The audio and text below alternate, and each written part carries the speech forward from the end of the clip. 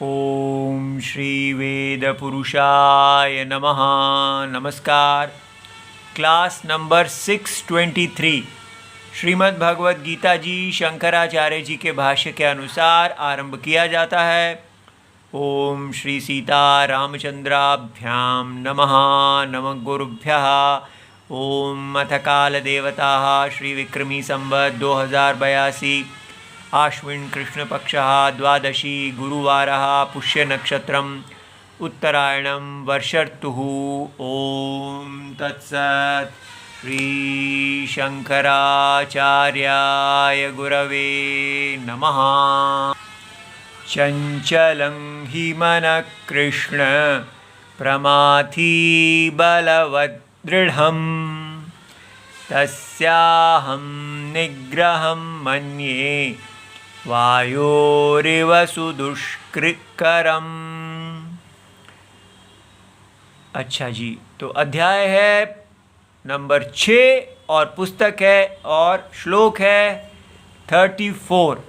पुस्तक है Gita Press Gorakhpur, book number 10, Shankaracharya ji के भाष्य वाली पुस्तक।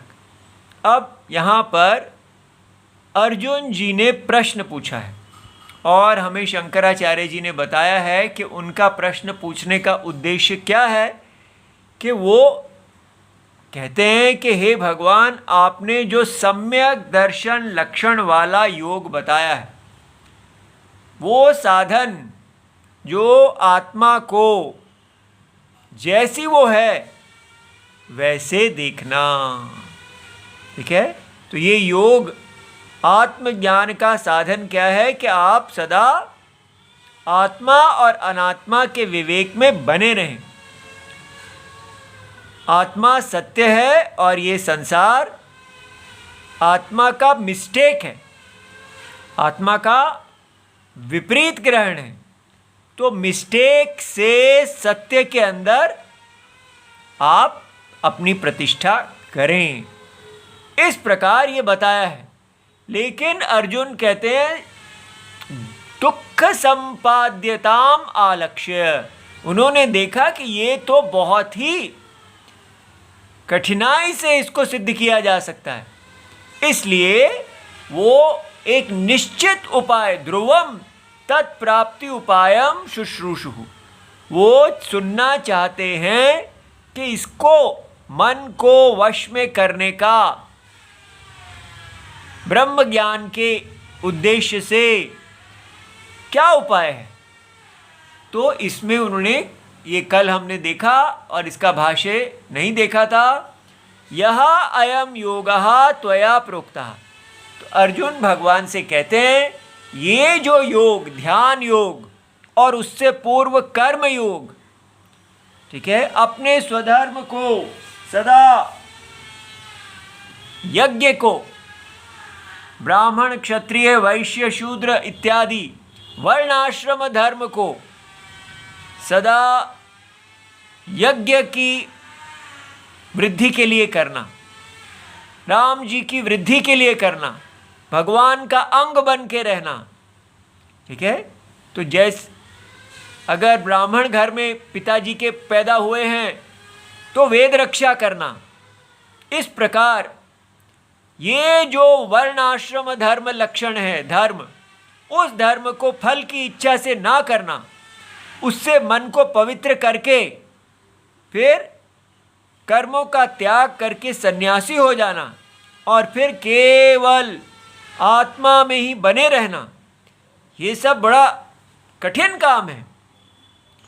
तो इसलिए अर्जुन ने कहा कि यह अयम योगः त्वया प्रोक्तः, आपके द्वारा ये जो योग कहा गया है, साम्येन समत्वेन, जिसका सारा सार क्या है, समत्वम। तो समत्वम को अच्छी तरह समझना है कि पूरी भगवत गीता समत्व के बारे में है। कि जहां पर हमको ये संसार की इतनी विचित्रता दिख रही है, भगवत गीता की दृष्टि में यहाँ भगवान विष्णु, नारायण और उनकी माया के अतिरिक्त और कुछ नहीं है। ये समत्वम है। सम माने इक्वालिटी, जहां भी आप देखते हैं आपको भगवान नारायण अपनी माया, सीता राम, ये सारा जगत सीताराममय है, ये समत्वम है, ये दृष्टि है। और सीता जी जो है वो भगवान नारायण का देह है, धर्म साधन है, यज्ञ साधन है, और भगवान नारायण इस यज्ञ के देवता हैं। इस प्रकार जगदम्बा और जगत पिता, ये समत्व है। और क्या समत्व है? हम सब इसी नारायण जगत पिता और जगदम्बा के रूप हैं। जगदम्बा और जगत पिता ने ही अपने आप को अनेक प्रजा के रूप में उत्पन्न किया है। कैसे किया है? सत्य ने एक मिस्टेक को धारण किया है, एक विपरीत ग्रहण को धारण किया है। जैसे रस्सी सांप को धारण करती है। कैसे करती है? अज्ञान दृष्टि से करती है, ज्ञान दृष्टि से नहीं करती है। इसी प्रकार ये आत्मा सत्य दृष्टि से अपनी माया से सदा असंग है, कोई संग नहीं है, क्योंकि सत्य का, रस्सी का सांप के साथ कोई संग नहीं होता। इसी प्रकार असंगत्व में बने हुए आप अपने स्वधर्म को करें, ये समत्वम है। समझ में आया कि सारा जो कुछ भी आपके सामने आएगा आप एक ही चीज देखेंगे उसमें। क्या है ये है माया नाम रूप, माया यज्ञ। और असंग, कोई संग नहीं है। जैसे स्वप्न के अंदर कोई भी भोग सामने आए, आत्मा जो जगत की आत्मा, स्वप्न की आत्मा में प्रतिष्ठित है, उसके लिए सब एक है। बस जो उसका धर्म है वो करेगा। अगर राजा है, राज्य अभिषेक हो रहा है तो राम की तरह राज्य अभिषेक धर्म है। अगर वनवास है तो राम जी की तरह वनवास धर्म है। सीता, लक्ष्मण, भरत इत्यादि सब योगी हैं, वो हमें सिखा रहे हैं कैसे आपको जीना है। तो इसलिए ये समत्व, इस शब्द को पकड़ लो कि पूरा सार ये समदृष्टि है। तो अर्जुन ने कहा ये जो आपने समत्वम सिखाया है, कर्मयोगी के लिए भी समत्वम है और ध्यान योगी के लिए भी समत्वम है। बस कर्मयोगी कर्म कर रहे हैं और समत्व भगवान नारायण जो समरूप से सारे इस यज्ञ के आत्मा हैं उनकी तुष्टि कर रहे हैं। और ध्यान योगी ने कर्म भी छोड़ दिया है और केवल उस समत्व आत्मा में प्रतिष्ठित है। उनका सारा मन, इंद्रियां, बुद्धि सब समत्व आत्मा में, सत्य में स्थित है। ऐसा तो हे मधुसूदन, तो मधु राक्षस को मारने वाले, इस मीठापन को से हमें बचाने वाले, ये जो संसार हमें मीठा मीठा लगता है उससे हमारी रक्षा करने वाले, एतस्य योगस्य अहम न पश्यामि, मैं इस योग का क्या नहीं देखता हूँ, ना उपलभे, मैं इस योग को प्राप्त नहीं करता हूँ। अर्थात जब मैं आपने जैसे बताया है कि अपने मन को आप पूरी तरह अंतरात्मा भगवान नारायण में स्थित हो जाओ और इस जगत को केवल माया देखो, समदृष्टि से देखो, यहाँ के सारे भोग एक ही जैसे हैं, केवल ये देखते हुए धर्म का पालन करो। तो अर्जुन कहते हैं मैं इस योग को प्राप्ति नहीं कर पा रहा हूं। क्यों नहीं कर पा रहे? मनसः किम चंचलत्वात्, मन का स्वभाव ही चंचल होना है, वो विषयों में जाता ही जाता है, वो आत्मा में रुकना मन का स्वभाव नहीं है।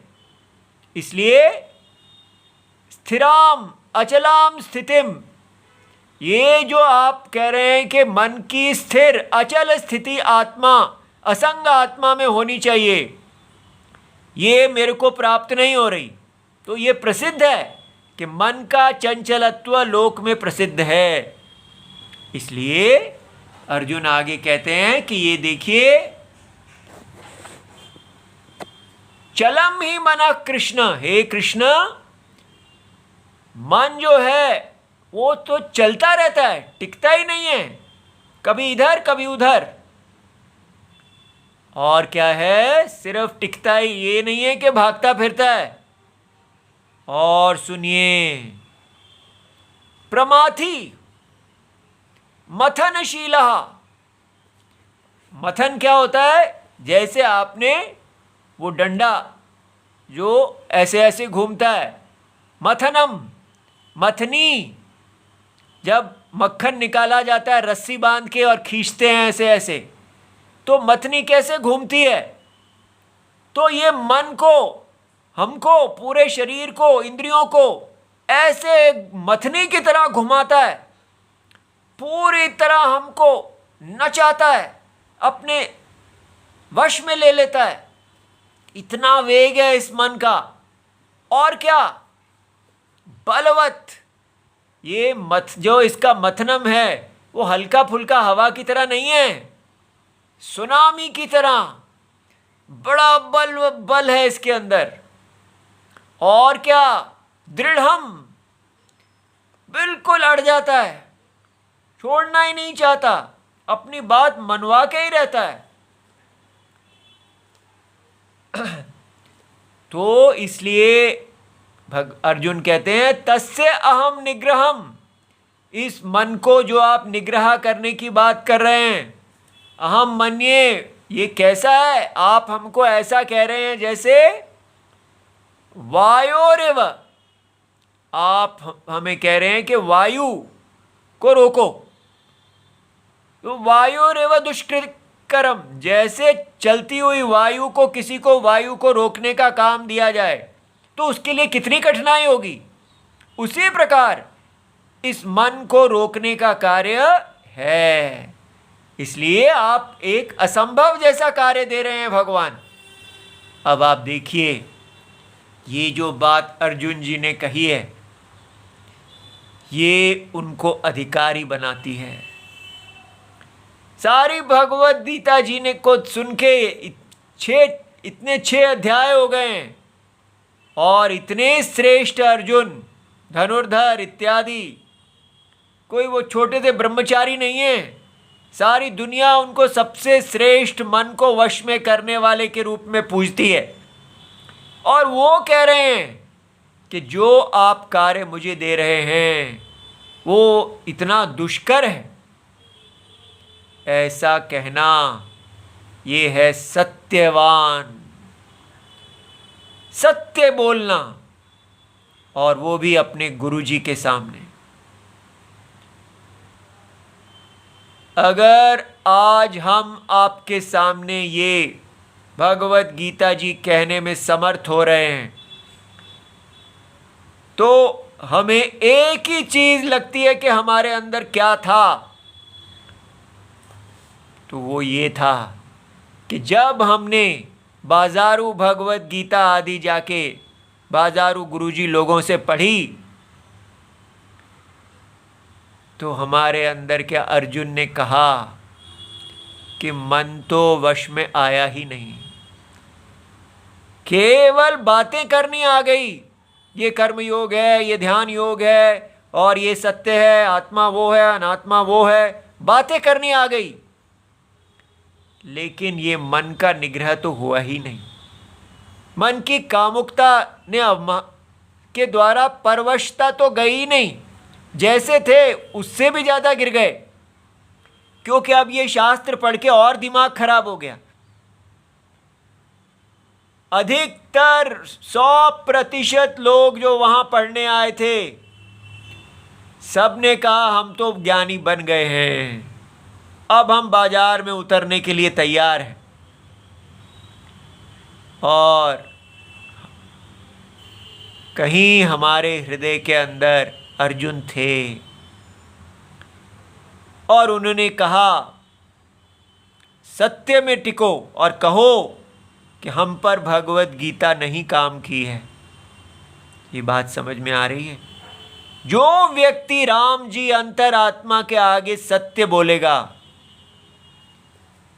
उसको सत्य मिलेगा, और जो बिक जाएगा, जो कहेगा अरे भाई क्या ज़रूरत है ये किसी को कहने की कि मेरा मन तो कामुक है, बस जाओ स्टेज पे बैठो, लोग पूजा तो कर ही रहे हैं, कहो कि मन को विग्रह इस प्रकार वश में करो और ऐसी ऐसी बातें करके दुनिया को मोहित करो, ठगो।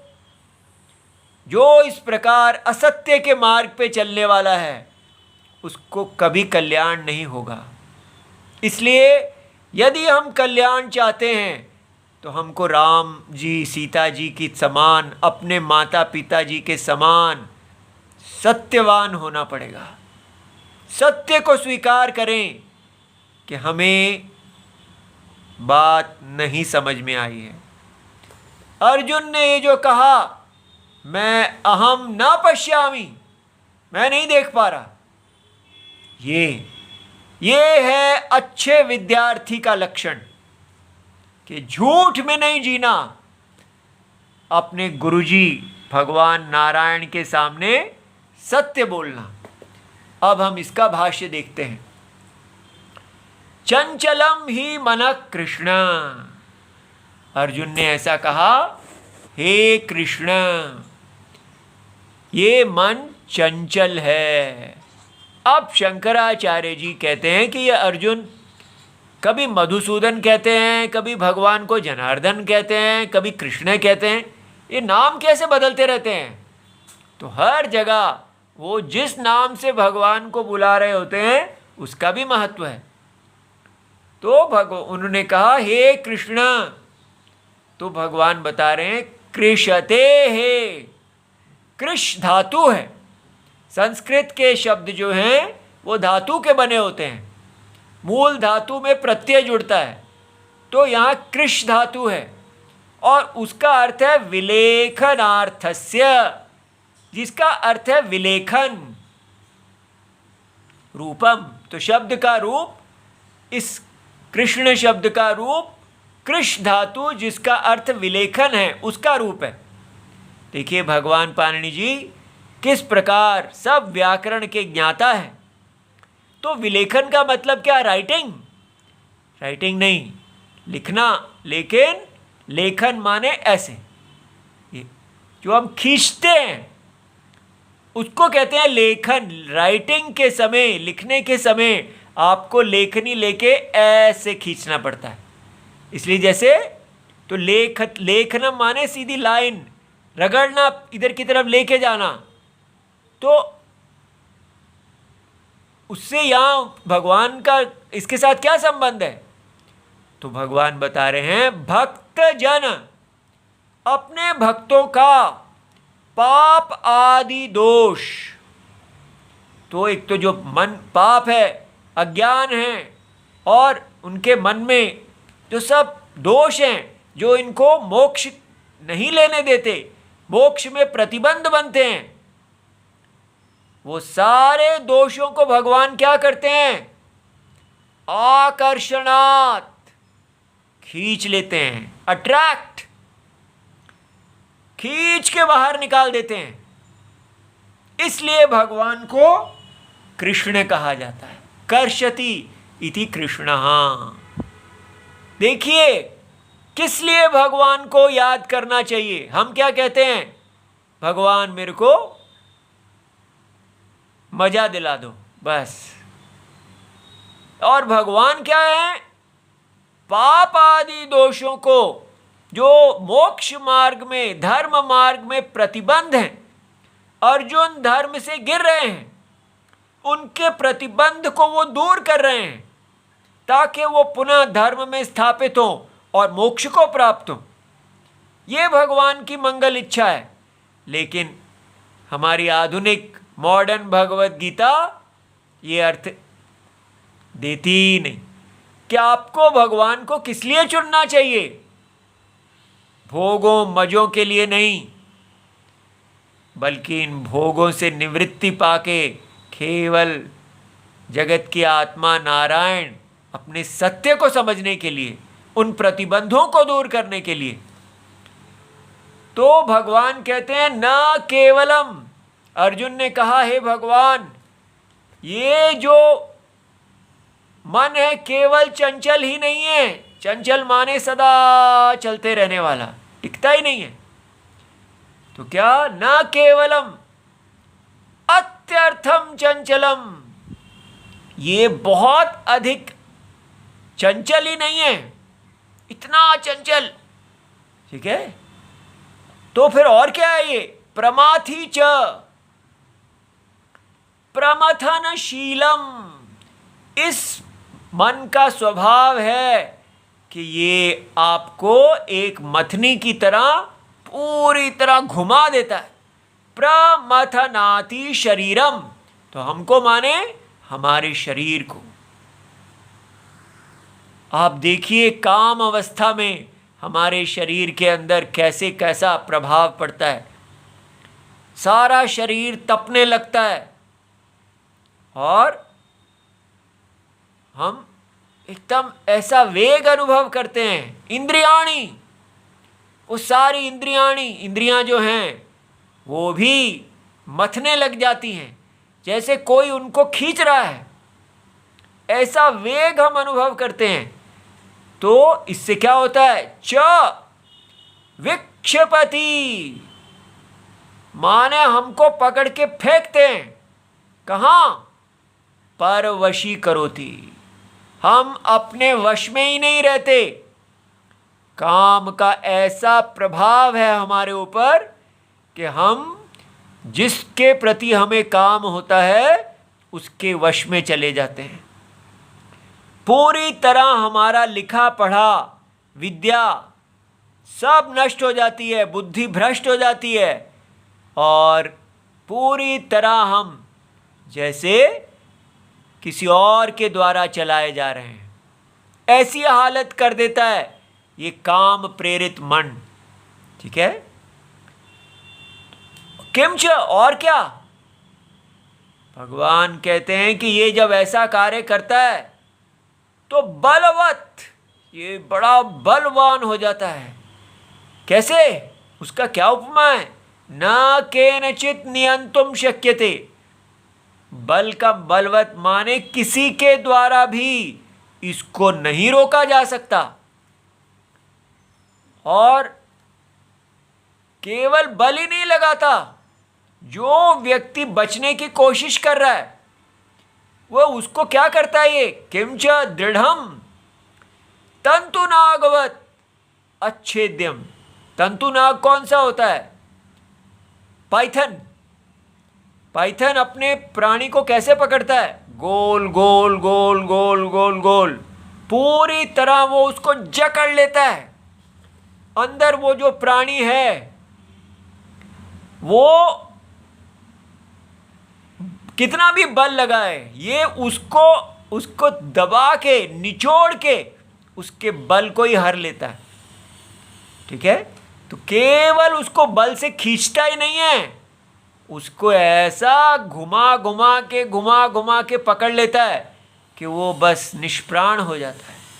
आप देखिए कितना सुंदर वर्णन है ये। क्या हमने कभी ऐसे देखा कि हमारे शरीर में जो मन है वो इतना दुर्बल है, इतना वल्नरेबल, इतना वो हम निकल पड़े हैं इस दुनिया में कि हम ये जीतेंगे वो जीतेंगे, लेकिन हमारे पास जो शरीर है वो कितना परवश है। क्या हमने इसको सबल करने के लिए कुछ किया? देखिए, तस्य एवं भूतस्य मनसः अहम निग्रहम, अर्जुन कहते हैं मैंने ये देखा है कि ये ऐसा मन है, इसका निग्रह निरोधम मन्ये वायोः इव यथा वायोः दुष्करः निग्रह तदपि मनसः दुष्करम मन्ये इति अभिप्रायः। अर्थात मैं समझता हूं कि इसका जो निग्रह है, रोकना है, जैसे वायु को रोका जाए उससे भी अधिक, ततः अपि मैं अधिक कठिन मानता हूं मन को रोकना।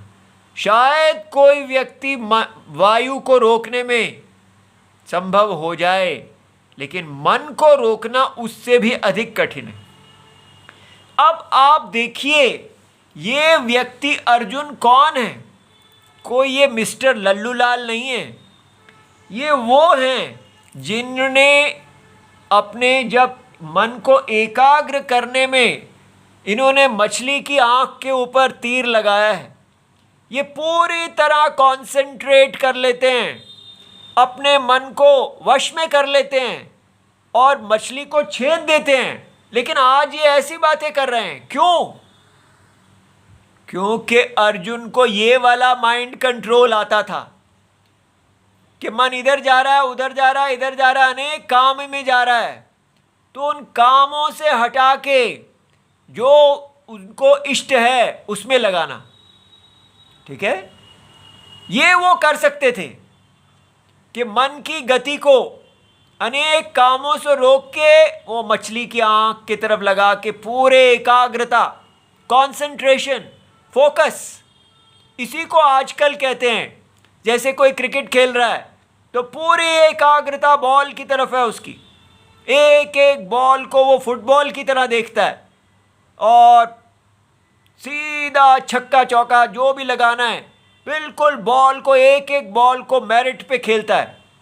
तो हम कहते हैं इसके मन के अंदर कितनी कंसंट्रेशन है, जरा भी इसकी कंसंट्रेशन नहीं टूटती। अर्जुन को ये वाला मेथड आता था, रावण को भी ये आता था। रावण ने भी अपने इस मन को ऐसे ही जीता था। और लेकिन आज जो भगवान ने कहा है अर्जुन से कि आपको अपने मन को सारे के सारे फल, काम भी आप फल के लिए करते हैं, धर्म भी, तो ये अनेक प्रिय फल हैं जिनको मन चाहता है। आप सारे के सारे फल को छोड़ दीजिए और तब आपको धर्म करना है। कैसे? केवल आत्मा में स्थित होके। ये सारे धर्म का फल भी और धर्म से अधिक जो काम है जो धर्म के बाह्य है, दोनों काम, क्योंकि धर्म भी हम काम के वश में आके करते हैं, लेकिन भगवान ने कहा है काम के वश में आके धर्म भी नहीं करना। धर्म भी केवल निष्काम होके, केवल आत्मा, जैसे मैं करता हूं, जैसे भगवान कृष्ण करते हैं। वो इस सारे जगत को अपनी ही माया समझते हैं, इसमें उनको कुछ भी प्राप्त नहीं करना, उनको सब कुछ प्राप्त है, फिर भी सत्य में स्थित हुए, सदा असंग, वो बिना किसी प्राप्ति की इच्छा से केवल धर्म का पालन करते हैं। ये अर्जुन कह रहे हैं कि ये बहुत कठिन है कि आत्मा में स्थित हो, कोई भी काम नहीं है। ये बात समझ में आ रही है? दोनों में भेद देखिए, अभी प्रॉब्लम क्या है। और ये भेद ना देखते हुए आप कहीं पर भी माइंड कंट्रोल का टॉपिक निकालिए, मन का निग्रह, तो क्या सिखाया जाएगा? ये देखिए, will power, challenge your mind, अपने माइंड को चैलेंज दो, तुम्हें ये करना है, और वश करके अपने मन को लगाओ। ऑटो सजेशन, मन को पेप टॉक दो, तुम कर सकते हो, ये बहुत अच्छे हो, तुम श्रेष्ठ हो, तुम महान हो। और दूसरा बुद्धिस्ट के मेथड, ये सब इल्यूजन है, सब कुछ है ही नहीं। इस प्रकार मन को कहो कि यहाँ आत्मा भी नहीं है, कुछ भी नहीं है, इल्यूजन है, तो उसको बचाओ, अपने आप को सजेस्ट करो। लेकिन ये एक तरीका है पॉजिटिव थिंकिंग, सकारात्मक हो जाओ, नकारात्मक चीज़ों को रोको और पॉजिटिव आगे बढ़ो। सुप्रेशन, ये गंदा है, ये अच्छा नहीं है। इस प्रकार जो जो चीज़ें आपको गंदी लगती हैं, तो ये तरीका भी लोग प्रयोग करते हैं। इसको कहा जाता है ये ठीक नहीं है, ऐसा नहीं दबाना चाहिए। तो क्या करना चाहिए? एक्नॉलेज, अपने सारे विचारों को स्वीकार करो कि हाँ मेरे अंदर ऐसे विचार आते हैं, उनको दबाओ ना, और फिर क्या करो, उनको रिप्लेस करो। यार जो जो अवांछनीय हैं उनको छोड़ दो और जो अच्छे हैं उनको रख लो। और क्या, ध्यान करो, गहरी सांस लो, मेडिटेशन, डीप ब्रीदिंग, डाइवर्शन। एक व्यक्ति कहते हैं जब मेरा ध्यान स्त्रियों की तरफ जाता है तो मैं झाड़ू लगाने लगता हूँ ताकि कम से कम मन जो है उधर से हट जाए, हटा लो। दूसरे कहते हैं कॉस्ट बेनिफिट एनालिसिस करो कि जिस तरफ आपको मन ले जा रहा है वहाँ कॉस्ट क्या है और बेनिफिट क्या है। अगर कॉस्ट ज़्यादा है और बेनिफिट कम है तो छोड़ दो। इस प्रकार ये सब चीज़ें हमें मिल रही हैं। लेकिन राम जी ये देखिए, नंबर 26 श्लोक में भगवान ने हमें 2 चीज़ें बताई थी कैसे मन का निग्रह किया जाता है। नियम्य ततः याथात्म्य निरूपणेन आभासीकृत्य वैराग्य भावनया च। 2 ही तरीके हैं भगवत गीता में मन को निग्रह करने वाले। एक तो याथात्म्य निरूपणम, सत्य को देखो और इस माया को देखो, आभासी, ये सारे विषय आभास हैं। और दूसरा वैराग्य, देखो कि ये सब जो हैं ये किस प्रकार अनर्थ हेतु हैं। विराग, इनके प्रति जो आपका राग है उसको दूर करो। ठीक है, तो ये कल हमें भगवान अगले श्लोक में इन्हीं 2 उपायों को फिर से बताएंगे, अच्छी तरह समझाएंगे कि ये 2 उपाय आपका काम करेंगे। ये ऑटो सजेशन वगैरह जो कुछ भी बाजार में बिक रहा है, कोई तरीका नहीं है मन को जीतने का, वो सब फेल हैं। ठीक है, तो कल हम इन दोनों को फिर से देखेंगे। ओम नमो भगवते वासुदेवाय, प्रणाम।